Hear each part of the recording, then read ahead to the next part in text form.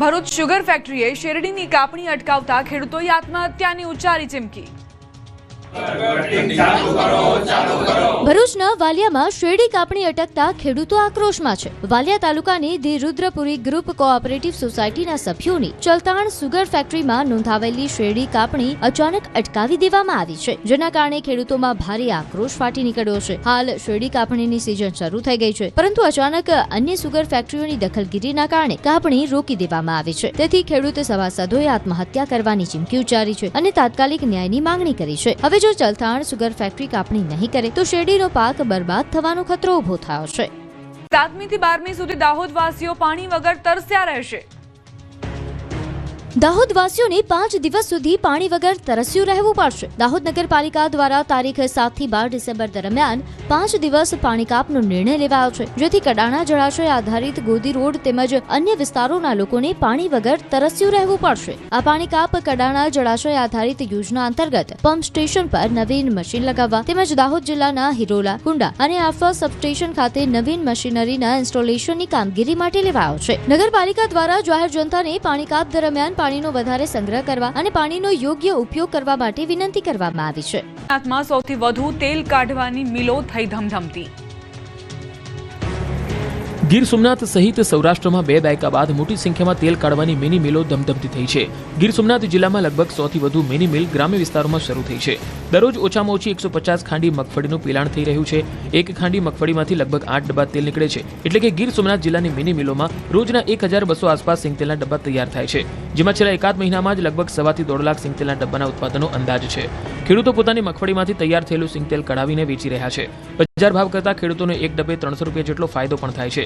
શુદ્ધ સિંગતેલ મળતા લોકોનું આરોગ્ય પણ જળવાઈ રહે છે। મિલો પર મગફળી પિલાવવા માટે લોકોને 5 દિવસ રાહ જોવી પડી રહી છે। આમ હાલ ગીર સોમનાથના ખેડૂતો સિંગતેલ તરફ વળ્યા છે। પોતાની મગફળી વેચવાના બદલે હવે પિલાણ કરાવી શુદ્ધ તેલ કઢાવી રહ્યા છે।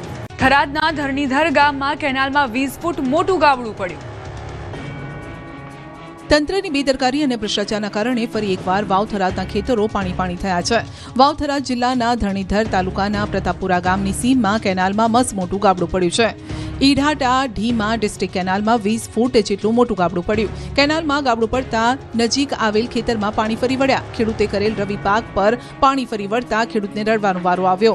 અગાઉના વરસાદના કારણે તૂટેલ કેનાલનું સમારકામ કરી ફરી નવીન બનાવવામાં આવી હતી। આ કામ પણ લોટ પાણીને લાકડા જેવું જ નીકળ્યું। કેનાલમાં ગોબાચારીનું ગાબડું પડ્યું, જેથી કામગીરી પર સવાલ ઉભો થયો છે। કેનાલ તૂટતા આખરે ખેડૂતોને નુકસાની વેઠવાનો વારો આવ્યો છે। ટેકાના ભાવે મગફળી ખરીદી કેન્દ્ર પર નાફેડની ટીમનું સરપ્રાઇઝ ચેકિંગ। રાજ્યભરમાં ટેકાના ભાવે મગફળીની ખરીદી ચાલી રહી છે, ત્યારે સેન્ટ્રલ ગવર્મેન્ટની નાફેડની ટીમે બનાસકાંઠામાં ધામા નાખ્યા છે। બનાસકાંઠા અને વાવ થરાદમાં નાફેડની સેન્ટ્રલ ગવર્મેન્ટની ટીમ તપાસ માટે પહોંચી ટેકાના ભાવે ખરીદી કરવામાં આવતી મગફળીના ગોડાઉન, વેરહાઉસ અને સેન્ટરોની મુલાકાત લીધી।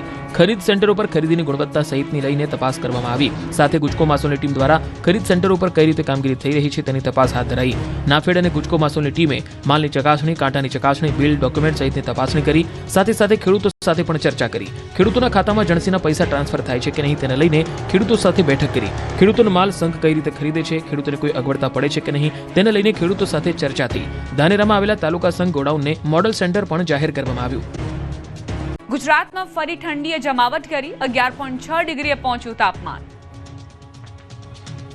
ચક્રવાત દિત્વાની અસર અને ગુજરાતમાં બેવડી ઋતુના કારણે ઠંડી ગાયબ થઈ ગઈ હતી, પરંતુ ફરી એકવાર રાજ્યમાં શિયાળાએ સુસવાટા મારવાનું શરૂ કર્યું છે। રાજ્યના મોટા ભાગના શહેરોમાં મોડી રાત્રે અને વહેલી સવારે ઠંડીનો અહેસાસ થવા લાગ્યો છે। ફરી લોકોને ગરમ વસ્ત્રમાં ઢંકાવવા માટે મજબૂર કર્યા છે। હાલ તેજ પવનના કારણે વહેલી સવારે ઠંડીનો અહેસાસ થઈ રહ્યો છે। ઉત્તર તરફના પવન ફૂંકાવાનું શરૂ થતા કડકડતી ઠંડી પડવા લાગી છે। શુક્રવારે 11.6 ડિગ્રીએ તાપમાન પહોંચી ગયું હતું। રાજ્યમાં નલિયા સૌથી ઠંડુ શહેર રહ્યું હતું, તો 7 દિવસ સુધી આટલી ठंडी रहશે।